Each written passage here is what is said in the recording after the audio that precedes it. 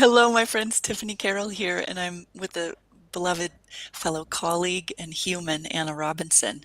Anna, just before we say anything more, I do have this little step that I have to do for Instagram to go live, Great. which is, I think just hit this go live button. I wonder if it worked. Hold on one sec. Yeah, take your time. Okay. All right. Anna Robinson. So, Anna is many things, as most of us humans are, but the piece that I really want to pull forth in this time has to do with her relationship to tea. She's a tea ceremonialist. She also, we've thought of many different phrases for this, I know, but you just kicked out the phrase heart guide before I started recording. And she is a trained therapist, counselor, therapist My education, I'm not licensed, but yeah, that's my background in psychology. background. And Mhm. she supports other human beings in real life. And she's been doing that a long time. She's an incredibly brilliant human being, and one of the ways that I see and witness her brilliance come through is when she's talking about tea. And so we've been in dialogues before where we're talking about tea, and I've actually sat in tea ceremony with her, and there's there's such wisdom in the messages. And so we're going to be speaking about this topic of inner commerce, and I'm sure we'll weave in tea stuff, tea medicine throughout this. Hopefully. Uh, yeah, one more thing I want to say before I'm going to hand it off to you to see if you want to complete more about yourself, to say more, is that you're also one of the founding members, a pioneer in the Lumina Guild. And within the Lumina Guild, we work with a facet every month, and it's a particular way of having structure for our contemplations, for our expressions, for the content that comes out. And last month, April, was the facet of, uh, I I already forget. forgot the sacred exchange. That's It had to do with sacred exchange, really, and the starting with the inner terrain of that first. And this next facet that we're moving into has to do with timing, right timing, the soul's timing. So those two definitely tie each other, they tie together. I wanted to lay that down for foundation. And then, Anna, anything you want to say first about yourself? And then the first thread of response that comes off of what I opened the door to go Mm. with. Well, first, thank you for the Mm. introduction and for creating the space. I think the only thing that I wish to add as it relates to my background and my work is that my training and education, I've always been in the field of working with humans around this umbrella that I like to call personal and interpersonal effectiveness. So thriving with oneself and with other people. And my education in that was a very intellectually based education, the mental health system, the psychology system. And um, tea really came in for me after an awakening that I had that really opened my sense of healing to something that was much deeper than a mind based or dialogue based orientation to change. And so I just wanted to connect that thread. I'm really fascinated by the ways that we can certainly hold and understand mentally and intellectually, but really also allow ourselves to know through different ways of knowing. And Mm. a big part of that is being able to listen to and live from the space of the heart. So I just wanted to kind of tie a couple threads in some of the things that you shared. And one of the things that I'll just share for others around what has drawn me to Tiffany's work in the Lumina Guild and just in um, the field that she holds is this concept of emergence and this concept that exists in the world of tea and also in you, Tiffany, of a no problem place that we Mm. are. What is exactly what is meant to be, and that from there, the edge of our unfolding gets to continuously reveal itself to us. And so I just wanted to offer that as something for others to kind of tap into as we're in conversation, that feels really ever present for me in the conversations that we hold and the work that we do. Go deeper. Go deeper with it. I mean, Sure. Yeah. yeah, I think let's it's hear. actually an interesting time to go a little deeper, because when you look around at what a lot of external sources of information would like to tell you is that there's a lot Mhm, of problems, and that um, we should mobilize ourselves to orient to the problems and fix them. mhm, And so to claim this place of divine perfection in the face mhm, of what is a very messy modern moment mhm, is a little bit radical, for it sure. is radical. Um, and it does require like a deeper trust in life. And Mm, I mean, I'll just speak from my perspective on this. I don't want to kind of put words into your space, but where this was first introduced to me was I learned a really simple tea ritual that became a grounding and anchoring practice for me spiritually, as I had an awakening that was beautiful and wonderful and very expansive. And what followed were some decisions to align my life with this new priority within me, and that created a lot of destruction and a lot of letting go and a lot of grief. And mm, um, tea came in as this anchor for me to really navigate all of the emotionality, to hold the space for everything that was emerging within me. And in the way that I learned, we were taught really truly one quite simple rule, which is once the ceremony begins, everything is perfect. mm, And mm, just in that one small space of like, we're sitting for ritual, and whatever happens in this one small space for the next 20, 30 minutes is perfect. And how much work that surfaced for me to be able to meet the concept. Every mistake that mhm, I had to be perfect. Every time I spilled hot water on myself, or forgot one of my items, or got distracted, or all of these things that I mhm, had previously been holding as wrong or bad, or just weren't supposed to be, had to be replaced by it's welcome. Whatever comes in is welcome. mhm, And then the more that I did that work, the more I started to see life as a ceremony, mhm, and my place in life as connected to whatever word we want to give it, this great mystery that connects all living things, right? This mhm, concept of source, of earth, of God, of universe, this entity that goes by 1,000 names and still cannot be named. Choose your own word. That it's more intelligent, right? Like there's an intelligent mhm, unfolding of life. And for mhm, me, for my ego to say this is not how it's supposed to be, needed to soften in order to kind of come into that right relationship with acceptance and with life's unfolding that is not under my control or according to my mhm, plan. And when I sit in that seat of acceptance is actually extraordinarily beautiful every time. So mhm, that's where that's come from mhm, in my world. mhm. So good. Are there areas of your life where you're really where that work is still the work to be done to bring the acceptance? Or do you feel like you have it in every kind of installed in every area of your life? It's an interesting question. I feel both. I feel it is now the operating software that runs within me most of the time, and it's still the work. It's like Mhm, what new edge do I meet where I'm like, but I don't want it to be this. Or mhm, this facet of my personality is really hard for me and I wish it were mhm, different. How do I return again and again to this mhm, place of it's not even always, I wouldn't necessarily say that it's always a desire to come back to the orientation of divine perfection, but really just to come back to my center and meet the moment. Because I think anytime we're in resistance to mhm, acceptance, we're in mhm, resistance to life, because that's what's mhm, happening. We can't mhm. move It's from so a place true. where we're pretending something's different. It's so true, it's so true.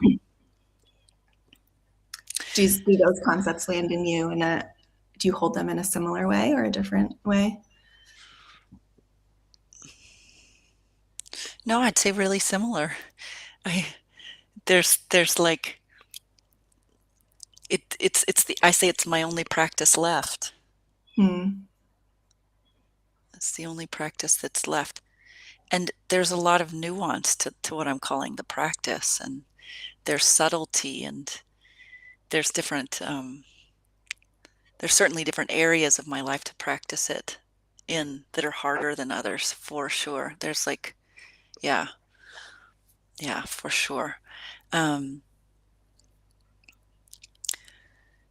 but there was a little thread I wanted to pull on from what you said.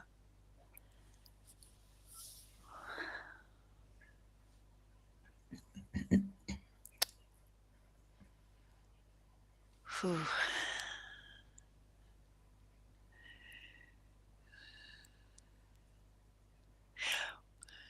What's the most bold kind of statement that you feel that you want to make and would like to make about life as you see it? You're not telling anybody what to do or saying this is the only way, but just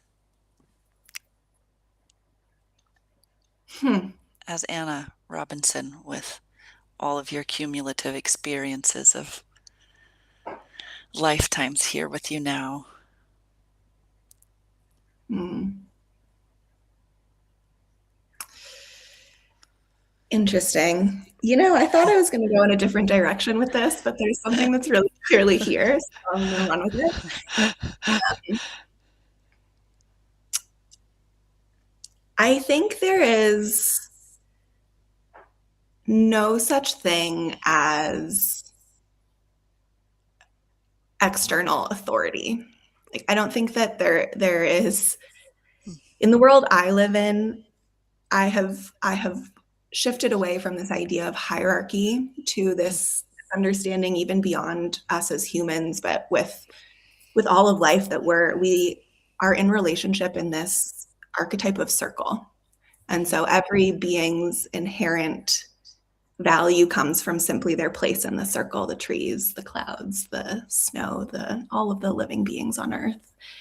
And humans have constructed this really interesting, I don't know, call it society, I guess, where we believe that other people have authority over us and can tell us what to do and can tell us what's right and wrong and know better than we do. And so I think what feels really most important at this particular moment in time is to recognize our inherent sovereignty as human beings on earth and to really reclaim the inner authority that lives in our soul's wisdom, in our heart's wisdom, in our body's wisdom, that allows us to make informed choices about what is right for our life and replace any external instructions or rules or anything that we've learned to keep us in line, to really replace that with a trust in our intuition and in what we as human beings have the power to create when we return to ourselves and return to our the truth that we are as creative beings. Uh, that feels there's a lot of layers to that, but I think that's what I'm going to go with. I feel that. That is bold. Connecting to inner commerce with what you just said. Uh,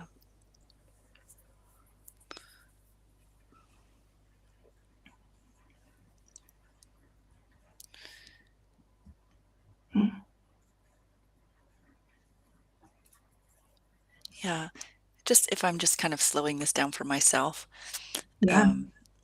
is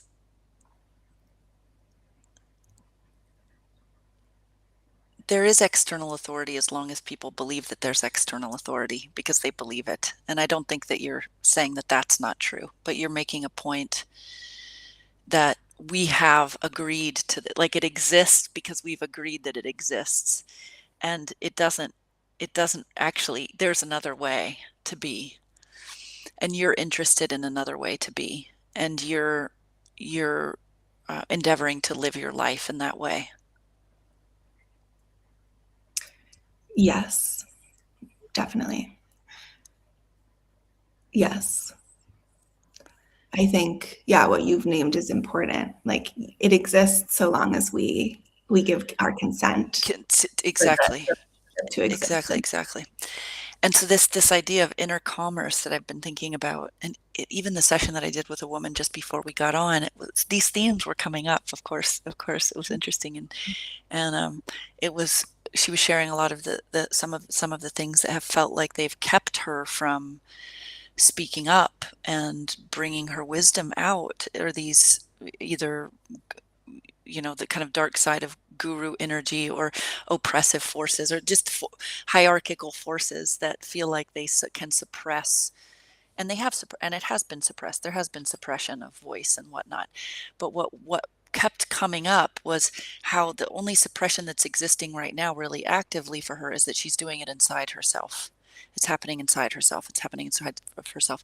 And so this is the thing, is that we've internalized this dynamic. And so now it's like the real work. When you talk about us being in our power and in our sovereignty, it does require work, and it's inner work. And you do have to notice, you have to want to be aware, and then be aware, practice the awareness and the presence to see, when am I actually doing that? Like, when am I outsourcing inside of myself? When am I creating a dominator hierarchy inside myself? When am I actually practicing like soulless transactional energy inside myself, from myself to myself? And then when you notice it there, you can actually withdraw your power or not engage in those dynamics outside of you. I'll pause there and see if you want to add anything. mm. Yeah, I think I'll just add a little bit of personal context, which is that a big part of my journey has come from, a really common phrase of like people pleasing, which I've come to reframe a little bit inside myself as I along with many other people pleasers that I've worked with in the course of years, um, are actually very empathic and energetically and emotionally attuned beings. Like there's a Mhm. sensitivity that exists in our system to an environment beyond us Mhm. that I personally was never taught about. I just knew that I felt a lot of things. I could tell when people in my environment were, Oh, oops, oh, you bleeped out for a minute. bleeped out for a minute. Whoa. Um, and that the strategy of my nervous system as a really young child to feel okay inside myself was to take care of the emotional and energetic needs of the environment so that it was calm externally, I could be calm internally. Mhm. And where that teaches this external scanning and this hypervigilance and this attunement to an environment external to me instead of an environment internal to me. Internal. Mhm. And so a lot of what I have needed to learn in that is nobody was ever forcing me or, you know, laying down the law. It was the fabric of my nervous system that had been Mhm. built to do just that: arrive in a space, learn the rules, meet the needs of the people around me in order to be valued and accepted, and most importantly, to feel grounded and safe inside my own body. And when I started to flip the script, to take the onus of control away from the external and to learn to create that peace and safety inside of my body, even if somebody outside of me Mhm. wanted something from me or had an expectation or was upset or, insert a very long list of things that would previously have activated this desire um, to just make everything okay, Mhm. not rock the boat. There were so many more options that started to open up to me. And even this Mhm. question of, who do I become when there aren't any expectations of me, when Mhm. when the environment isn't telling me who I am.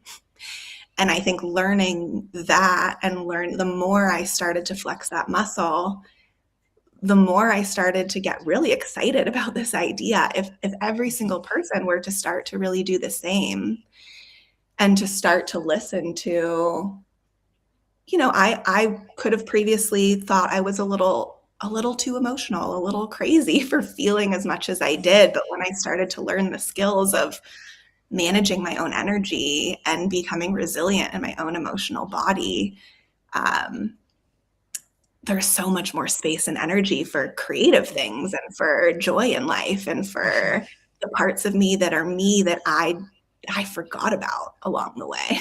Mhm. And so that was 100%. I mean, inner work meets outer work in how you show up to a relationship and the words you choose to speak and how you choose to express yourself. So it's not ever fully in isolation, but a big majority of that was, what were the rules and structures um and like real programming of my nervous system to source safety in a particular way, and what does it require to kind of bring us back to this more inherent trusting connected place in our nervous system so that we can access intentional choice about what we wish to create and who we wish to be instead of reactivity to what we've been taught in the past. How would you, if we're talking, like, weave that into how you would describe inner commerce, or Hmm. kind of ground in this idea of inner commerce connected to what you just said? I believe that everything is relationship. Every single thing, every single moment. What is your relationship to your body, to the thoughts you're having in your head, to the breath that's flowing in and out of your body? Are you aware of the relationship that's happening, or is it happening on autopilot? Are you intentional about which parts of you energize and bring to an interaction or not? Mhm.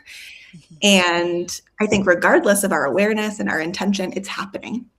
It's happening Mhm. anyway. I have come to believe in the interconnectedness of life in this world we live in, that while we appear to be separate beings, we're completely interconnected with everything Mhm. that's alive. Mhm. And, my energetic field is interacting with your energetic field. As we walk the world, it's happening. We extend beyond this physical body. And so we're actually exchanging energy and we're influencing each other in moments all the time. And what I bring this back to is the place that we have the most power to influence on purpose, to be the source of, if we want to see more love or more compassion or more joy or whatever it is that we wish to see in the world, that the place that we have any power to create it is from the place of ourselves where we Mhm. meet the world. And so if Mhm. we see every moment as we cross paths with the river and the trees and the neighbor that we're crossing on the street or the stranger in traffic, if we start to wield our power to bring to those circumstances the aspect of relationship that we wish to see, Mhm. that's how I start to see inner commerce. Like there is so Mhm. much power to influence the world when we recognize that Mhm. our internal state, who we're being as we navigate every interaction, has a ripple that goes so far beyond us in every moment. Mhm. Um, I find that really exciting to think Mhm. about. Mhm. Even a smile that you offer a stranger can change the trajectory of a day or a Mhm. moment. Um, I think that, yeah, that's how I would like articulate my understanding of inner commerce. And Mhm. yes, that exists in the external beings that we relate to, but it also exists very, very strongly in all of the parts that exist within us. Mhm. How punishing is our inner dialogue? How compassionate are we in moments where we make a mistake? Or um, how accepting are we of our entire inner landscape? And how can we first craft that that contribution that we wish to see in the world to ourselves, so that it can become more and more available as we live our lives.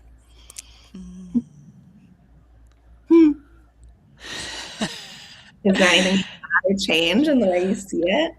No, I was just curious how you were feeling right in that moment. I felt myself curious about how you were feeling. Did it feel good to say all that? It really does. I think it's a Mhm. big part of my philosophy for my own life and who I wish to be and how I wish to walk the world. But it's also what contains a lot of hope for me about our future. This, again, the word power keeps coming up, but the Mm. power that we each have as an individual being to create influence from the center of ourselves into the world. Mhm. Because there's so many good humans who have so much to offer, and it's a difficult moment for that. We kind of want to protect ourselves and wall ourselves off, and um, it brings me a lot of delight to feel Mhm. that it can be shared Mhm. and grow Mhm. from a really earnest and sincere place inside of us. I feel that absolutely. Mhm. I mean, it's what I live for, really. Uh, let's see. I feel like this, yeah, is coming into ending time. Um, is there anything that you feel like you want to say that has to do with, not that you have to, but I'm thinking about weaving tea in anymore. Is there anything more that tea wants to say in regards to this? And then we'll close out.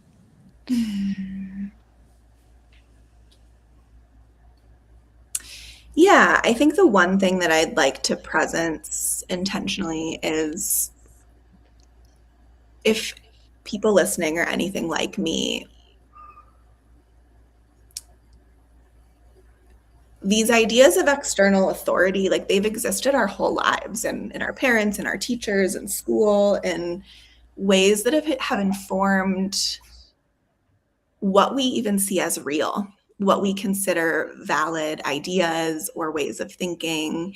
And a lot of those are constructs or beliefs that are held by the mind. And the mind is only one part of us. And so, where there might be resistance or um, this, I don't know, I think sometimes, at least in my experience, the mind can be a little bit of a bully, and it can Mhm. drown out, it can be so loud that it can drown out more subtle ways of hearing and knowing and receiving information from life. And so, I guess it's really more of an invitation.